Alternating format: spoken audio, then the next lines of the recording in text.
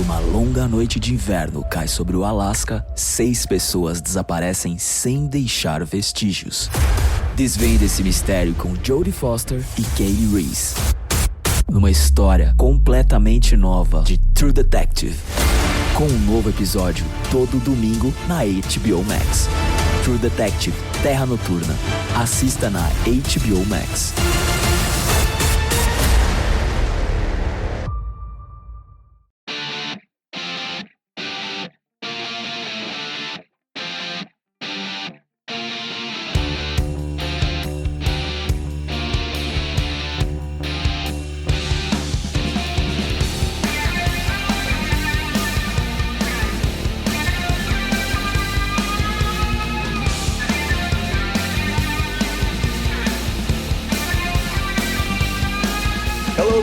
Welcome back to another edition of the Skating Penguin Network Mailbag. I am Garrett Bahana. Alongside me for this edition of the Mailbag is just one co-host. It is Snail this week. Robbie is unavailable to record. He will join us again next week as we have another Mailbag and preview the start of the 2023-24 season. But until then, we are answering more of your questions that you submitted to us earlier this week on Twitter.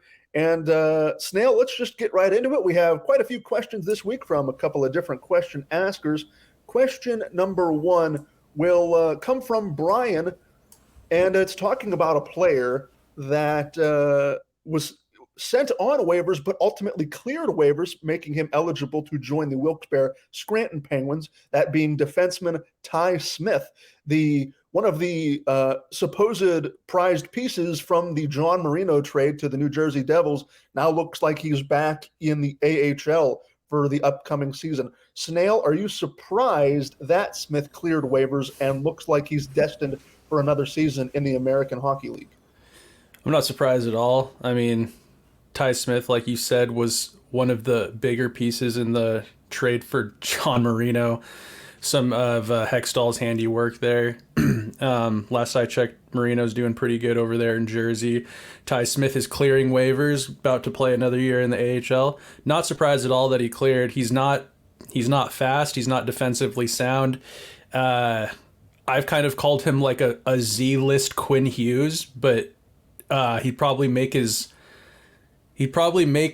his career would be on the power play, but you have to like be in the lineup first and foremost to get on the power play, which he's not earning that spot. Read a little bit of read an article, I forgot who wrote it or who posted it, but the book is out on Ty Smith. He's not a very competitive guy, and when there's only essentially 2 pairings on a team like the Penguins have right now that are open, that there's open competition for, I mean, you got P.O. Joseph battling for that to anchor that left side. You got Ruedel. You've got Friedman, who can play he's a right-handed shot. He can play the opposite side. They picked up that his last name's Shea from Dallas. That guy is a promising defenseman. I think he's left shot. I mean, dude, not surprised at all that he cleared. I don't think any other teams are. I don't know. I don't know what the market was before the Marino trade. I don't know if he was somebody, because I think he was was he a first round pick? I believe he was. Let me look it up. Yeah, I can't remember. I want to say he was a first round pick. If he's not, he's probably a second rounder. No, yeah. Anyways, not super surprised. I mean, he's been down in the AHL marinating for a year. And Ty Smith, he was drafted 17th overall in the 2018 NHL draft. 17th overall, dang. Okay, well, yeah, I don't know. Not super shocked that he cleared waivers, and I'm sure that's probably not the last time he'll be put on waivers this year. So until he can go down and improve, otherwise he'll probably stay down there in the jungle, as they call it. We'll move on here. So let's see. Next question is from Logan Cranky. Which defense and which forward has been the most impressive in training camp? I'm not going to put too much stock into training camp performances, but the fact that Erik Karlsson, we'll start with defense. Erik Karlsson seems to be earning high praise every time he's on the puck. It looks like his instincts that have followed him from Ottawa to San Jose have transitioned, transformed, carried over, however you want to describe it, very well into the Penguin system, having to come over and sort of gel with some new superstar teammates. And he's expected to sort of man that power play one unit. It looks like every time Karlsson's out on the ice, he is able to continuously move the puck into the offensive zone, take shots. He's not afraid to take shots either. So, again, it's preseason performances. I know there have already been concerns about the power play and how it's looked in preseason. That's another big question mark we have about this team heading into the regular season. And Karlsson will be a large cog in that wheel responsible for the power play's success. But it looks like Karlsson has adjusted quite well in terms of, coming over from San Jose and sort of beginning to mesh well with the other superstars on this team and other good defensemen on this team like Chris Letang and Marcus Pettersson. In terms of forwards, I see a lot of people singing the praises of Radim Zohorna coming back into the Penguins organization after a brief absence last season with a couple of different teams. But it seems like Zohorna is really fighting. There may not be too many open roster spots here in the bottom six. The top six, I would imagine, is just about solidified even with Jake Gensel's injury. But Radim Zohorna and Snail, I think you mentioned it on the last podcast, we know the kind of player he is in terms of height and weight. He is a massive frame at 6'6", 220 or 230, but he doesn't play like this big bruising forward. He plays with a lot of finesse, and you don't really see that from players of his size. He's certainly not afraid to shoot the puck and try and contribute offensively, which, we saw that in his first go around with the Penguins. So I would not be opposed to Zohorna earning a bottom six role based on some of his preseason and training camp performances. But again, I'm not going to put too much stock into it. I'll see when the final lineup comes out after all the preseason games have been played and we get our first glimpse at that 23-man roster heading into opening night against the Blackhawks. Then I will be more inclined to put more analysis into each individual player and how they earned that spot from training camp and preseason. But between Karlsson's arrival and his ability to mesh relatively well with his new teammates and Radim Zohorna looking like he is really hungry to earn a spot in that bottom six, I'll say both of those players have done relatively well given both of their unique sets of circumstances. This next question comes from Brian for you, Snail, and it's a fashion question. Who is your vote for the best dressed in the league? Brian thinks David Pastrnak and Austin Matthews are his vote. My vote is whoever looks the most comfortable. I think the dress code is ridiculous. I think that these guys are going to play hockey. It's a physical game, mentally challenging game. I could imagine there's a lot of stress, especially for some of these third and fourth liners, depth guys. They're more in like more of a physical. It's a lot more physical for them. So I'm thinking, dude, just let these guys wear some shorts and sweats and some Crocs to the games. But that's not how it is. So I don't know. Yeah, Pasta. I guess for flashiness, Pasta's got to be. I mean, he makes a spectacle, it seems, out of every game up there in Boston. So I'm not going to agree with Austin Matthews. I don't like that guy. So I'll just say Pasta. Let's see. Next question here is from Woody. Would you like to see Jagr come to the Penguins games and be around the team more? I think it'd be awesome. It would be awesome. I agree. We've talked on this podcast before about jersey retirements, and Jagr's jersey retirement is confirmed. We know that he has had discussions with the Penguins about coming back into Pittsburgh. It seems like those frosty relations have warmed a little bit in recent years between the fans and Mario Lemieux and management. And now with Mario Lemieux not being a majority owner and Fenway Sports Group owning the team, I'm not going to say that's going to change at all. I think having Jagr back in some form or fashion in the organization would be beneficial. You're talking about one of the greatest players of all time alongside Mario Lemieux, one of the greatest Pittsburgh Penguins in history. And we know his jersey retirement, like I mentioned, is just about confirmed. He's still playing in his native Czech Republic, and he's still playing for the team that he has ownership of. So as long as he continues to play professionally, that jersey retirement is just going to keep getting pushed back. But absolutely, the jersey retirement will happen. Jagr will return to Pittsburgh. And I think that night that he does, when he is celebrated and honored, it will be a very memorable night. I think a lot of former Penguins alumni from Mario's generation, the late 80s, early to mid 90s. And, a lot of those players have since come back and have been welcomed back with open arms. Jagr being one of the more prolific players who had some ups and downs with the Penguins during his tenure. Like I mentioned, I think those relations have since, been mended. Those fences have been mended. And it's just a matter of time before Jagr officially hangs up the skates for good, well into his 50s now. But when that day does come, I think it will be quite the spectacle, and it will be well-deserved for number 68. All right, the next question is from Tony Gale.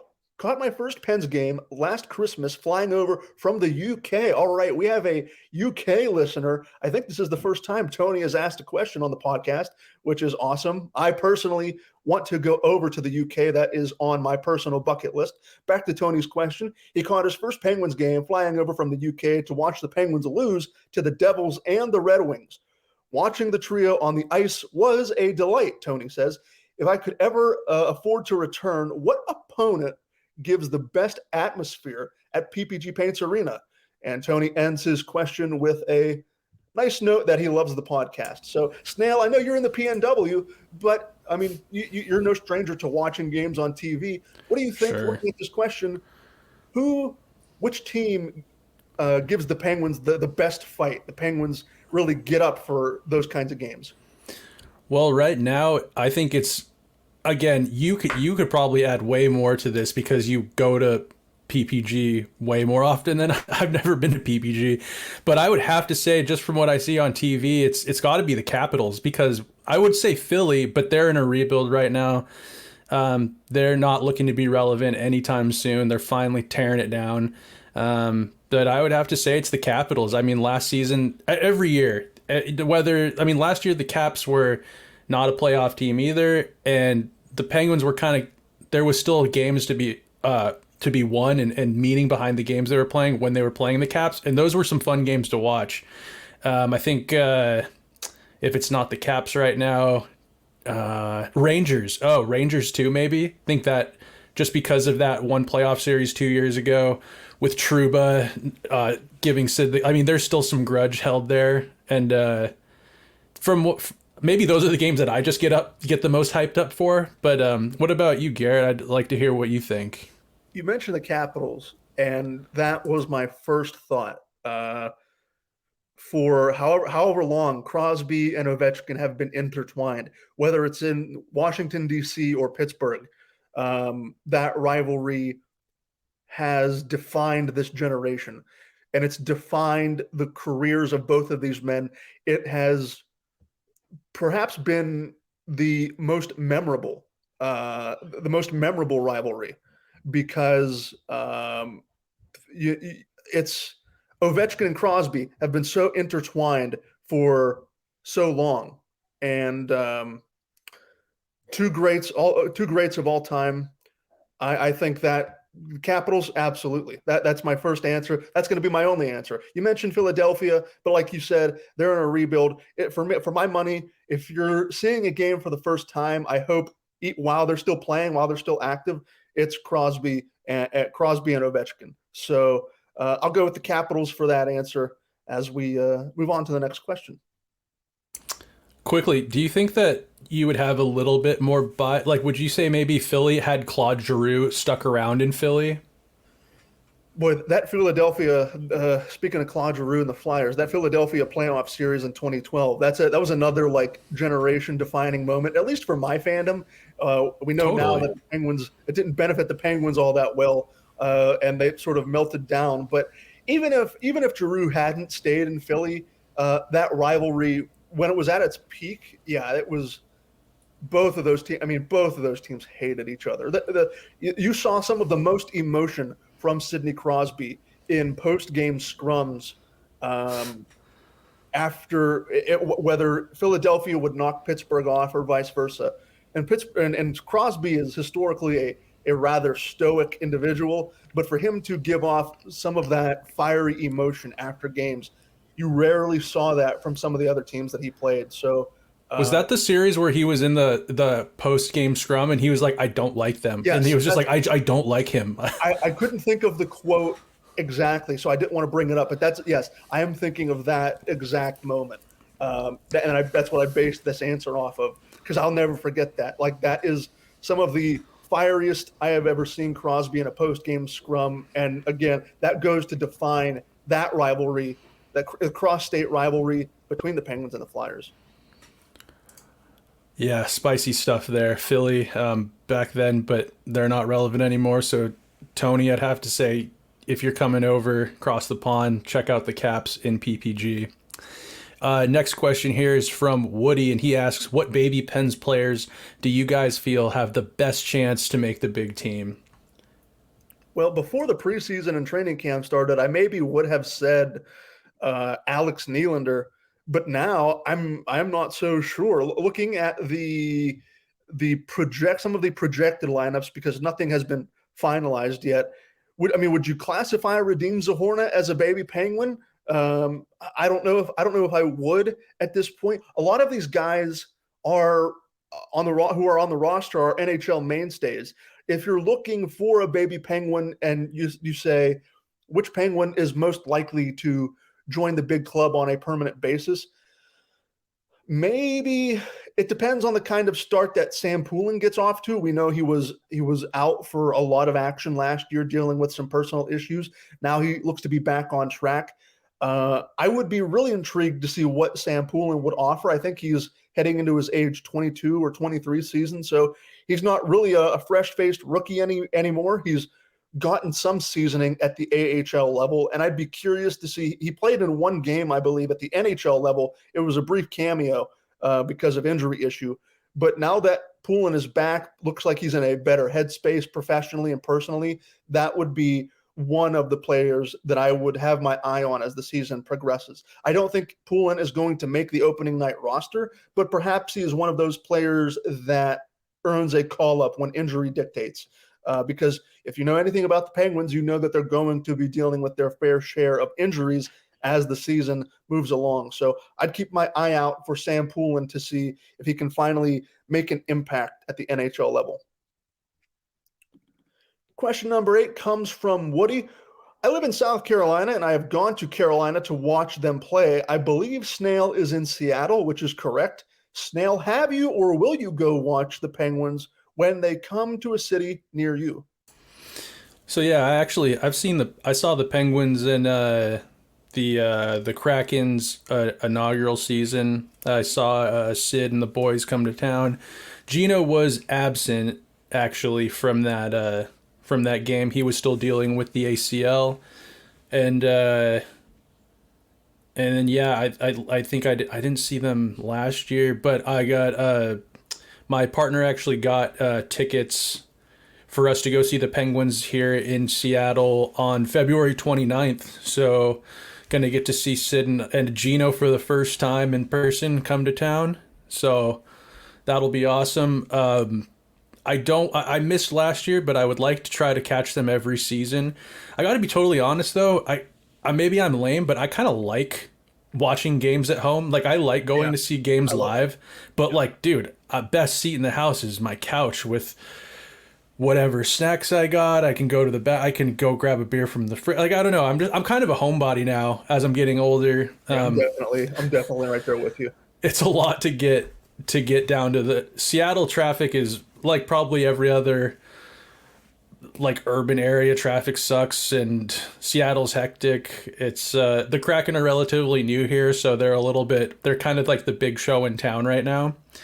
But yeah, definitely planning to see them this year. Shout out my partner for hooking up the tickets for my birthday. Alrighty. Let's see here. Next question is from Woody again. Woody asks simply, do you think any team will pick up Phil Kessel? Isn't it surprising now? We're well into October. The regular season's about to begin, and Phil Kessel is not on an NHL roster. I don't know if Kyle Dubas has come out professionally, and said it on the record, but I don't think the Penguins are interested in Kessel's services. I'm surprised. I don't even know if he has a PTO, if he ever signed a professional tryout contract with any team. So he was at Vegas's captain skate before the preseason started, which he was wearing his Vegas gear and everything, but he was just a guest skating. He was just with the boys skating around. So he's he's skating, at least staying in whatever shape Phil Kessel stays in the off season. I'm shocked that there's nothing. I'm wondering. Yeah, I'm shocked too. As you see here under my name, I have Bring Phil Home. I would love for Dubas should just come out and just say we're not interested. Because I think a lot of us are kind of keeping wondering. It's could we be reunited with Kessel? There's a small sliver in me, the fan in me, that wants it to happen. But the more and more I look at it with my, take my tinfoil hat off and look at it through the eyes of an analyst, if you want to even call me that. But I don't think it's going to happen. Kyle Dubas has gone out of his way to construct this roster in his vision, and that vision doesn't include Phil Kessel. I want it to happen. I think Phil Kessel can still give you 15-ish goals, maybe 20 goals. We know that the aging curve hasn't really been kind to him. It's been said here and there that he's Phil Kessel. He's built that reputation over years and years of being in the league. We know even from his time in Pittsburgh, he may not be the most competitive guy, but you're not signing him to go dig and get dirty and be a mucker grinder in the corners and scoop out pucks. You're not signing Phil Kessel for those reasons. You're signing him to put the puck in the net. And while he won't do it on a 35, 40 goal pace anymore, I still think there's something valuable there. And that's why I'm just so surprised that there are 31 other teams in the league besides the Penguins. You mean to tell me that the 31 other teams have players who are better than Phil Kessel, even at 35, 36 years old? I find that hard to believe. So, maybe he's just looking for the right opportunity. Maybe he doesn't have really any suitors. Maybe the suitors that he does have are rebuilding teams, perhaps like the Flyers or the Anaheim Ducks or the San Jose Sharks. I think at this point he wants to be with a contender. Maybe the contenders don't want Phil Kessel. There are questions that we just don't have answers to. But all of that is to say, yeah, I'm still surprised that Phil Kessel is unsigned. I'm thinking it's going to be if anybody signs him, which Phil would have to be okay with this because the team that I'm going to say is Minnesota. I think him and Billy G. I think Phil is like a Bill Guerin type of guy. That really fit, I did not think of Minnesota at all before you said that. Now, when you said that, I was like, you know what? For a bit of veteran-ish leadership. And, like I said, I still think he can give you 15 goals, maybe 30-ish, 40-ish points.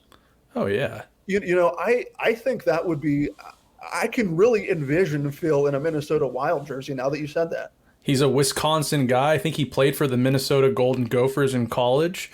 I don't know, closer to home. But we all know that Phil nixed that trade for Zucker, though, with was that Rutherford? Jim Rutherford? Yeah, that was Rutherford. Yeah, that was a Rutherford move. Different time, though. And I think the other reason that this fits so well is because Minnesota is still struggling with the Parise and Suter buyouts. I think it's $14 million on their cap, just dead space. Yeah, they're going to have a lot of dead cap for the foreseeable future. And Phil, he's made his money. He's won his cups. Billy G should just give him whatever shekels are left in the bank account and $750 or whatever the league minimum is, and I don't know, stick him on he could be in the top 6. I think Phil right now, even with his decline, he's the perfect third line right wing. he's not as fast as he used to be, but he's got speed in general. He's not Carter out there. He's still got quick feet. He's got a snappy little wrist shot still. The thing is that he's just not physical. He's never been a physical guy. And like right now, third liners, fourth liners, you kind of need to expect, they want you to like those lines are to grind down other teams, hold on to pucks. Phil's just never really had that, but you never know. He's said that he's down to he's willing to forego his Iron Man streak. Maybe he'll put his body on the line a little bit more. He wants to play. So someone out there, if it's not Pitt, I could see Minnesota. I'd hate to see Phil be forced to hang him up. You know what I mean? Yeah, I'd like to have for my fandom sake, I would love to have Phil go out on his own terms, rather than, like you say, be forced to retire because no one's interested. Jeff Carter on the Penguins, man, I swear that guy is he's just taken up a spot. If we didn't have Jeff Carter, and like I got to be honest, like we're hard on Jeff Carter. I mean, he has been serviceable at times. When we first got him, I was like, he was fantastic when we first. Oh yeah, he was really good. But I just think he's taken up a spot. I think there's so many other guys I'd like to see get a chance over Carter, and if he's what's keeping Dubas from bringing Phil back home, I don't know. Shaking my head at that. We can put a bow on this though. I'll stop ranting. Well, we'll put a bow on it. We will go to our next question. Our next question comes from Woody. What team do you feel will be better this year? The Ottawa Senators, the Buffalo Sabres, or the Detroit Red Wings? If Buffalo gets the goaltending help that they need, Woody believes they could be much better. I think all three of these teams in the Eastern Conference may have a shot at the postseason. What do you think, Snail? Quando uma longa noite de inverno cai sobre o Alasca, 6 pessoas desaparecem sem deixar vestígios. Desvende esse mistério com Jodie Foster e Kaylee Reese, numa história completamente nova de True Detective, com um novo episódio todo domingo na HBO Max. True Detective Terra Noturna. Assista na HBO Max.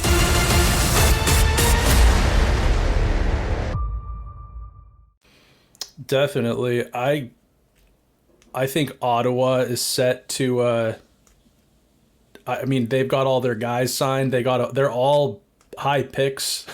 They're actually putting first rounders on waivers because they're trying to get other guys signed. They just got I don't know. Sometimes I wonder about that coach up there, DJ Smith. He's been with them for a while, and they just haven't been able to start off hot enough and keep momentum. I think Buffalo is going to be good this year. That is a talented young team and they play exciting. They score a ton. They got big bodies. They got Tuck Tage Thompson. They got that exciting new goalie, Devin Levi. I think that out of the three, I think Buffalo is going to be not just like sniffing around the playoffs. I think that they're going to be well in the playoffs, probably hold that position all year, and they're going to be a playoff mainstay for a really long time. Detroit, no. I'm a no on Detroit. I think that the Yzer plan is going askew, and I think that they're not in a position to be sniffing around much of anything. Between the three, Ottawa was. If this was my question, Ottawa would have been my pick between the three. I think they have a great mix of veteran leadership with Giroux up there, Shabbat, Tarasenko. Tarasenko, we'll see what kind of shape Tarasenko's in. They signed him to a hefty 1-year deal. I think it was 1 year, $5 million. But they have a great mix of young, hungry guys who are eager and capable, great veteran leadership. I think all of it is really coming together. The Senators have had a rough stretch of years since losing to the Penguins in that Eastern Conference final. It was like from that point onward, they entered that rebuild, and they shipped off Carlson, and they went down. But now I really think the Senators are on their way up. I would not be surprised to see the Senators fighting for a playoff spot, one of the final playoff spots in the Eastern Conference this year. Agreed. So yeah, safe to say, I think we're both high on Ottawa. I'm really high on Buffalo. Detroit, I think we could agree Detroit's not quite there. Don't really know what's going on in Detroit with that Yzer plan, but Anyways, we'll move on here to another question from Woody. Woody asks, if the Penguins get off to a bad start in their first 25 games, do you believe Dubas will fire Sullivan? Woody says that he hopes Sullivan is on a short leash. He does not understand how Mike Tomlin getting some shrapnel, how Tomlin and Sullivan keep their jobs. That's some not friendly fire, but yeah, shrapnel is the perfect way to describe that. Just throwing that in, just like unnecessary. It was an unnecessary shot at Mike Tomlin, but I love it because sounds like. And then in addition to being a Penguins fan, Woody is a Steelers fan. I am a Steelers fan myself, so I understand the anger and frustration in Woody's tweet. But going back to Mike Sullivan here, I mean, the Penguins would have to get off to a disastrous start. We may have mentioned it earlier on in the offseason, but FSG, Fenway Sports Group, has their faith in Mike Sullivan. I think Kyle Dubas has a lot of faith in Mike Sullivan. I see a lot of people on social media maybe sometimes get tired of coaches being in the same place for a long time. Sullivan, I don't know if he's the longest tenured head coach in the NHL right now, but he has to be up there. He's almost. I think the longest tenured is Cooper in Tampa Bay. You know what? You're probably right. I don't have that data in front of me, but I would not be surprised if you're right about that. So Sullivan being here for as long as he has the championships. You can't take those away from him. But I think hockey coaches are notorious. It's almost like they have a shelf life compared to maybe other coaches in other professional sports. Whereas, maybe football coaches, NFL coaches stay for longer periods of time than NHL coaches do. Whatever the case may be, I can understand there being some frustration because veteran head coaches are set in their ways. They're often stubborn to adapt. And I know I saw some of that personally, looking through social media over the last couple of years under the Hextall regime, Sullivan putting Jeff Carter out there in key situations with like 2 minutes left where the Penguins needed a goal, and Brian Dumoulin out there. You're thinking, why are these pylons out there who can't skate? Why are they out there with 2 minutes left when you need to tie the game at 3 and you're down a goal with the extra man? That makes no sense. So I can understand from that perspective why you're frustrated. But again, it would have to be a monumental collapse. There's a lot of positivity. There's a lot of hype surrounding this Penguins team. I don't think it's Stanley Cup hype, but it doesn't have to be Stanley Cup hype, in my opinion. There is a lot of excitement because this team, the last two plus seasons under Ron Hextall, have been an unmitigated disaster. You have a fresh-faced Kyle Dubas coming in here, erasing basically all of the mistakes of the Hextall regime and giving this franchise new blood with the acquisition of Erik Karlsson. And that's going to trickle down to Mike Sullivan and the players. At least I think it will. Everyone is excited. Everyone thinks, and I think that this team will be a playoff contender. I think they will get back into the playoffs by the end of this regular season. And Mike Sullivan will continue to be that bench boss to lead the Penguins into the postseason. Whether they win a first-round series, that's a conversation for April of 2024. But until then, I'm buying into the hype train. I am excited about what's to come and the possibilities of what we can do now with a revamped team, the acquisition of Karlsson, and that's going to start with Coach Sullivan and trickle its way down into the players. So, again, it would have to be a monumental collapse. I like the confidence, but I've got a tinfoil hat on almost at all times, and I got to be totally honest with you. This is what I think could happen. I don't want it to happen, but I've been watching these preseason games, and I'm seeing a lot of the same shit, the same bad habits. And I don't want it to be, but I think it's a symptom of Sullivan's system. This is what I think could happen. If the Penguins are a gas can and soil themselves in the first 25 games, if by Thanksgiving they're not even close to a wild card, I think Sullivan resigns. He doesn't get fired. I think he resigns. And you know what spot is currently open in Penguins management? General manager position. Mike Sullivan was part of the search for the next GM. And he was essentially, he helped pick Dubas.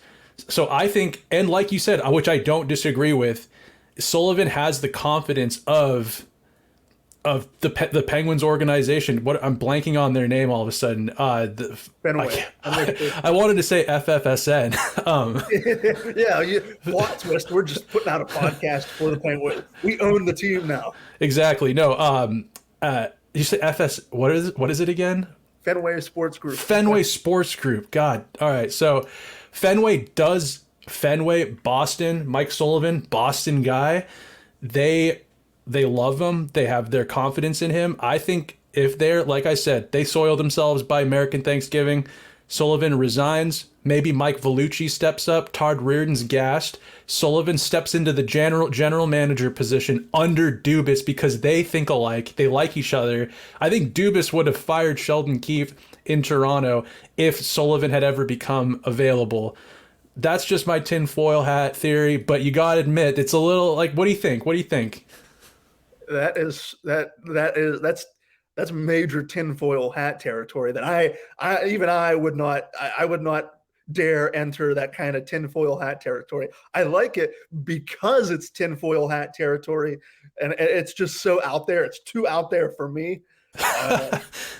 But it would be so weird, wouldn't it? Don't you think? Like he goes from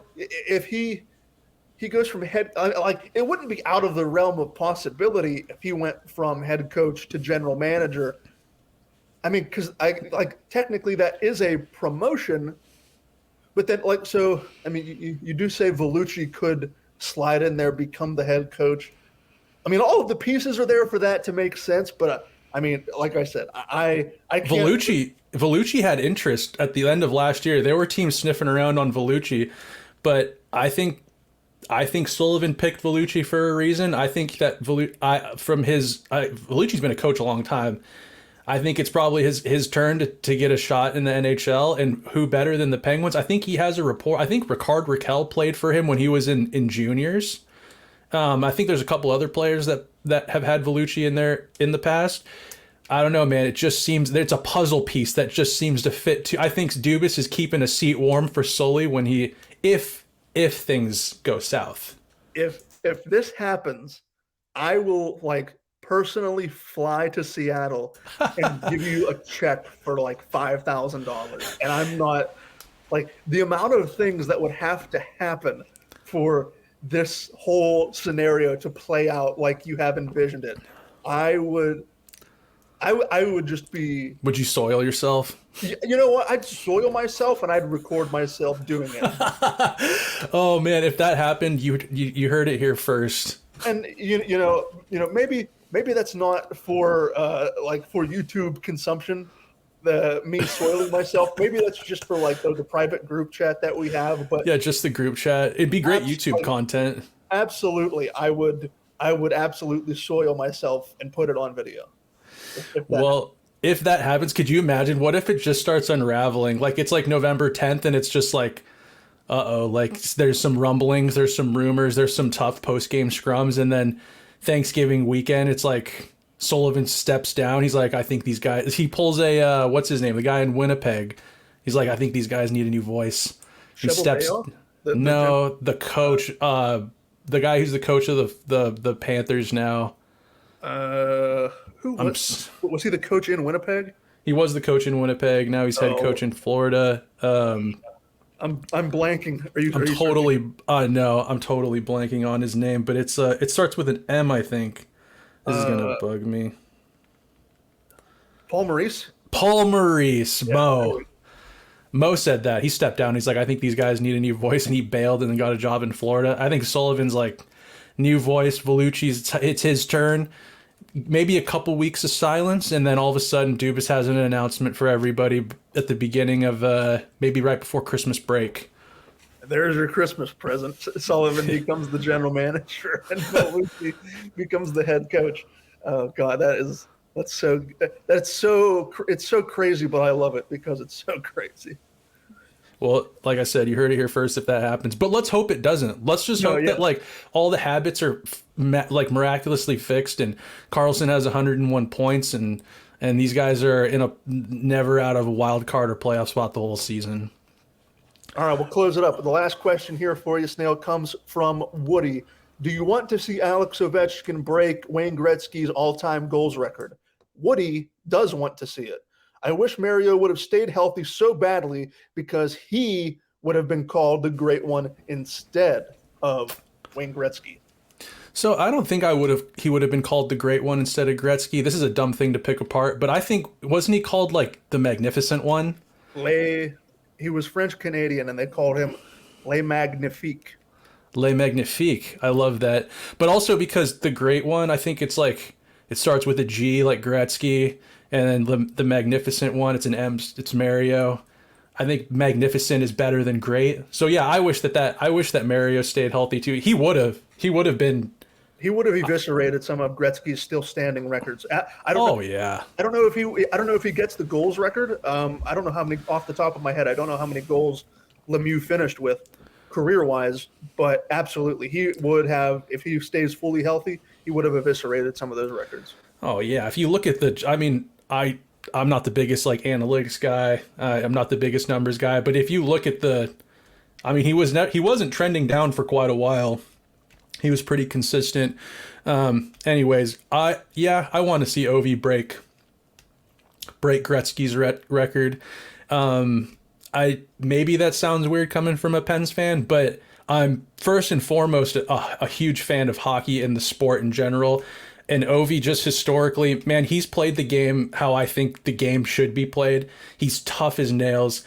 I know Garrett will cringe at this, but he's not afraid to drop. He's a captain, dude. That guy will drop the gloves if he needs to. He's been crushing and hitting dudes his whole career, putting up 30, 40, 50 goals. I mean, just the great eight, man. So, like, he deserves it, I think. He's just played the game the right way for so long.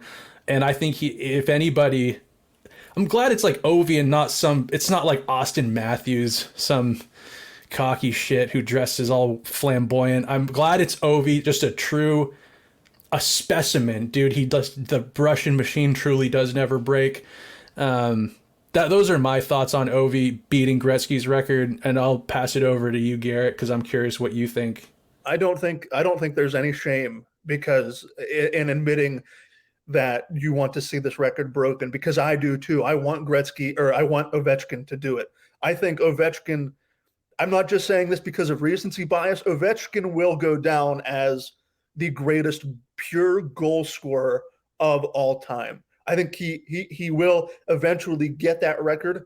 And I am hoping that he does as a Penguins fan who has, like I mentioned earlier in this podcast, with Ovechkin and Crosby being intertwined for their entirety of their careers. As a Penguins fan, you don't want to see your rival do something of all-time significance. But at this point, if there's one person to break Wayne Gretzky's goal record, I want it to be the greatest goal scorer to ever play the game. And my opinion will never be swayed. Again, call it recency bias, call it whatever you want to. Alex Ovechkin is the greatest goal scorer in NHL history. Agreed. Just right, like, dude, you can just put him down for what, like 35 goals a year minimum? Minimum. Yeah, absolutely minimum. And it's not like they're not, a lot of them aren't bouncing it off his ass, or they're not like chintzy goals. They're just intentional, just rockets from his office. When Washington eventually erects the statue of Ovechkin, I want it to be him, like you say, in his office on that. It's that left. He's on that left circle, just charging it up for. I want that. That should be the pose for Alex Ovechkin's statue. There's no doubt in my mind. Maybe that's already finalized. I don't follow the Capitals that closely for obvious reasons, but. If there is one statue for Alex Ovechkin, it's him charging up a one-timer from his office on that left circle. That stance defines Alex Ovechkin. So I'm going to ask you this quick. I actually had this written down for a question I would pose to you guys a couple pods ago. But do you think after Sid and Ovi retire, are their numbers retired league-wide, you think? League-wide jersey retirements are, the number 8 is so, I think it's not like, it's so hard to say. I'm not a big fan of league-wide number retirements. I don't know if Lemieux is ever going to have his number retired league-wide, but what you do see is guys actively stay away from it. I don't know anybody who actively wears number 66 in the NHL. And there was that controversy a few years ago with Islanders prospect Josh Hosang, who when he came up, he was wearing 66. I think he was wearing 66 to honor the legacy of Mario Lemieux. But I think he was told, I don't know if Lou Lamoriello was in New York at the time. He was basically he was told to like pick a different jersey number because nobody actively wears 66. I don't think anybody in the league actively wears 87. I mean, those numbers are so synonymous with those players. So I don't think you'll see league-wide retirements, but I think you'll see this like unofficial thing where maybe some guys stay away from it and don't wear those numbers because, they still respect the legacy and tradition of the guys like Crosby and Lemieux who are synonymous with their jersey numbers. When you think of 87, what do you think of? You think of nothing but Sidney Crosby. That's the point I'm trying to make. Guys are going to respect that legacy of what came before, and I don't think they're going to actively wear that jersey number. I agree. There is almost like an unspoken rule already in the NHL, I think, but if you remember, I think when Vegas came into the league, they had, I think he's actually currently the all-time leading goal scorer in the KHL. His name was Vadim Shipachev. He came in and wore 87, and I just remember being so cheesed at that. I was like, come on, man. You're not supposed to wear. And then I saw a guy in training camp. I was watching a preseason game. I can't remember what team. It wasn't the Penguins, but someone had 87. It's funny because 87, I don't know if you've heard this before, but like training camp numbers, I know that 87 is like Sid's birthday, yeah. But like 87 is that's like a awkward large number that is like that's probably one that typically would just get handed to someone. I don't think at this point, it would have to be intentional if you wore 87, I think. And 8's a pretty popular number. I don't know. I think I could see... I could, for some reason, I could see them being retired league wide. I wouldn't put maybe money on that, but I think when Sid and just what they meant to hockey for the whole duration of their careers, there's arguments that other people should have their numbers retired league wide. Like Mario, I think that's a whole debate, but I don't know. I wouldn't be totally shocked if it happened one day. I wouldn't be either, but again, like I said, I wouldn't be shocked by it, but I just don't think it's going to happen. I'm honestly, I'm not surprised that Gretzky is retired league wide. He's the only number that's retired league wide. And, he did go down with, like, he was the face of hockey for, and as me saying that as a Penguins fan, while Lemieux was actively playing against him, Gretzky was the face of the NHL throughout the 80s and 90s. So, that in addition to the records that he ended up breaking, I see why that number was retired. But again, I am just personally not in favor of league-wide jersey retirements. Jackie Robinson in Major League Baseball, okay, that makes sense. There is a historical aspect to that will never be duplicated, can never be duplicated ever again. Because of Robinson breaking that color barrier and the reputation that came along with that all those years ago. So I understand it from that perspective, why nobody deserves to wear that 42 because of that significance. But other than that, unless you're talking about historical accuracy, or not historical accuracy, but historical perspective. And there is some historical perspective because Gretzky accomplished so much and toppled so many previously untouched records. But maybe it's just a weird thing I have about not wanting to retire jerseys league-wide. I don't know if that point that I just made comparing Jackie Robinson's retirement to Wayne Gretzky's retirement, I don't know if there's any real connection or leverage there between those two different scenarios, but I hope that point came across why I think Robinson's jersey deserved to be retired in Major League Baseball, whereas I'm not so convinced that Gretzky's number had to be retired. No, I agree. The significance is just like different levels of like meaning behind it.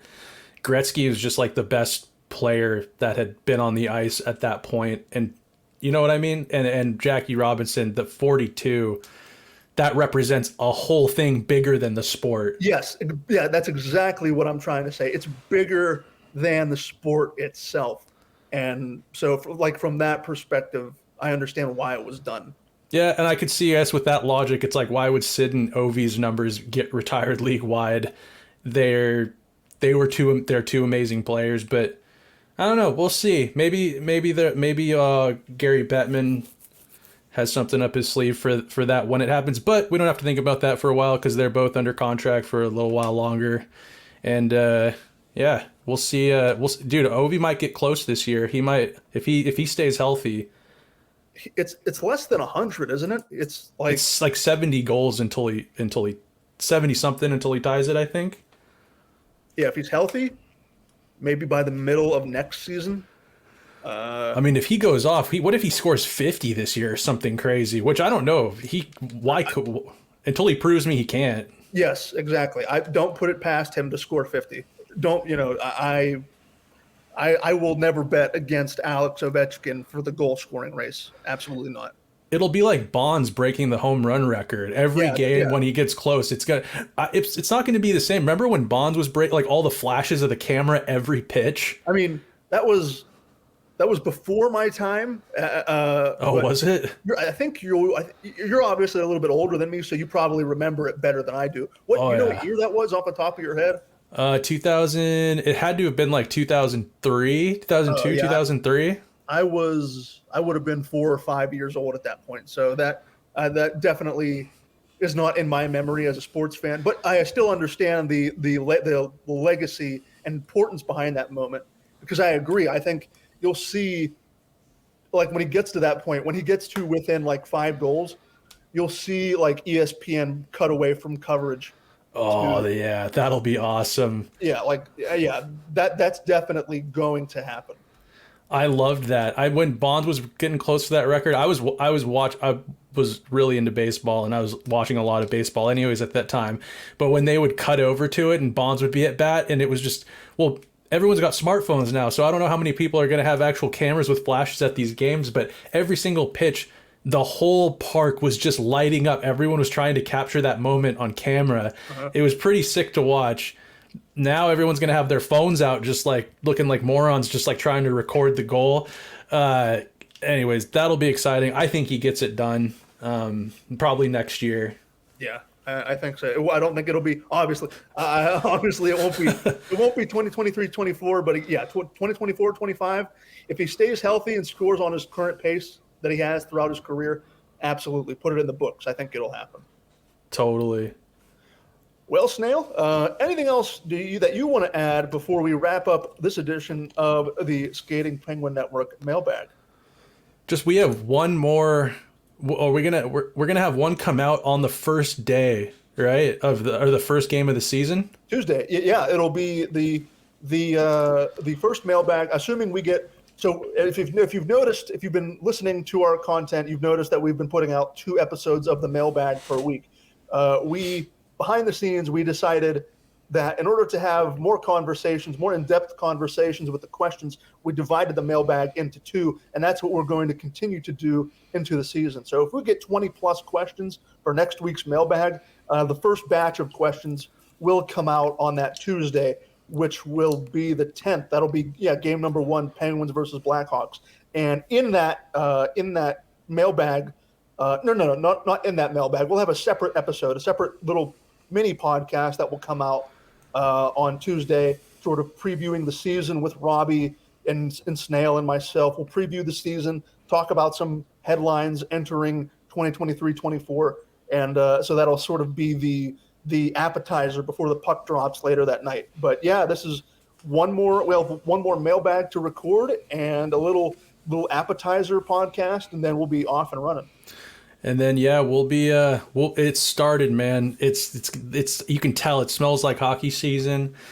The first game, it's just such a treat having this Bedard kid playing Sid. They're calling it Sid versus the Kid. Sid? That's clever. That's clever marketing. Sid versus the kid, man. That's just a great. I think the league did a hell of a job with whoever was behind that move, having the first game be against this Connor Bedard. So, dude, let's just get to it already. And then, yeah, looking forward to covering games with you guys. This will be my first go during the season as part of Skating Penguin Network. Yeah, it is. Again, there's an excitement in the air that you can't just describe, and I think that started earlier this summer with the introduction of Kyle Dubas and what's come since then. So we will be here with you guys who are listening and watching on YouTube every step of the way. But until then, until next week, for Snail, for Robbie Noggle, I have been Garrett Bahana. Thank you so much for listening to another edition of the Skating Penguin Network Mailbag, and we will talk to all of you again very soon.